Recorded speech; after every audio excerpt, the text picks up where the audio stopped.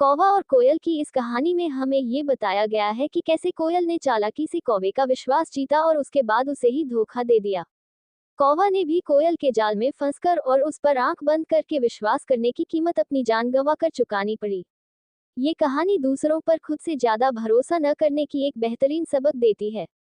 कौवा और कोयल की कहानी। चांदनगा गांव के करीब कुछ साल पहले एक जंगल था। उस वन में एक बरगद का पेड़ था, जिस पर एक कोयल और एक कौवा अपने अपने घोंसले में रहते थे। उस जंगल में एक दिन रात को बहुत तेज आंधी तूफान आया और बारिश होने लगी। इसके बाद जंगल तहस नहस हो गया। जब अगली सुबह कौवा और कोयल उठे और उन्हें अपनी भूख मिटाने के लिए कुछ नहीं मिला। जिसके बाद कोयल ने कौवे से बोला, हम अच्छे से इस जंगल में रहते हैं, लेकिन हमें यहाँ कुछ भी खाने को नहीं मिल रहा है।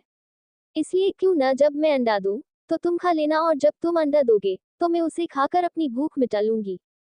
कौवे ने भी कोयल की बात मान ली।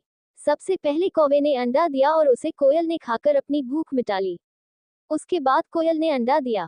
कौवा जैसे ही कोयल का अंडा खाने के लिए आगे बढ़ा, तभी कोयल ने उससे कहा, रुको, तुम्हारी चोंच गंदी है, इसे पहले धोकर आओ, उसके बाद अंडा खाना।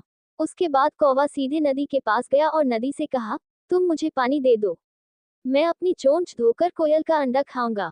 नदी ने कहा, ठीक है, तुम जाकर पानी के लिए बर्तन लेकर आओ। इसके बाद कौवा सीधे कुम्हार के पास पहुंचा और कुम्हारे से कहने लगा, मुझे घड़ा चाहिए, उसमें पानी भरकर मुझे अपनी चोंच धोनी है और उसके बाद कोयल का अंडा खाना है। कुम्हार बोला, तुम मुझे मिट्टी दो, मैं तुम्हें बर्तन बनाकर दूंगा। कुम्हार की बात सुनते ही कौवा धरती माँ से मिट्टी मांगने लगता है। कौवे ने कहा, हे धरती माँ, मुझे मिट्टी चाहिए, जिससे मैं बर्तन बनवाऊंगा और उस बर्तन में पानी भरकर अपनी चोंच साफ करके कोयल का अंडा खाऊंगा। धरती माँ ने कहा, मैं तुम्हें मिट्टी देती हूँ, लेकिन उसके पहले तुम मुझे खुरपी लाकर दो, उससे ही मिट्टी खोदी जाएगी। कौवा तुरंत भागकर लोहार के पास पहुंचा।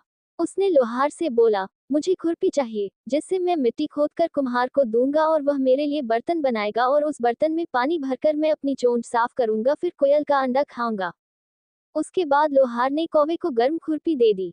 जैसे ही कौवे ने अपनी चोंच में खुरपी पकड़ी, उसकी चोंच तुरंत जल गई और कौवा तड़पने लगा और तड़पते हुए मर गया। इस तरह कोयल ने अपनी चालाकी से अपने अंडे को खाने से बचा लिया। कौवा और कोयल की कहानी से सीख। कौवा और कोयल की इस कहानी से हमें ये सीख मिलती कि हमें किसी की बातों में आसानी से नहीं आना चाहिए।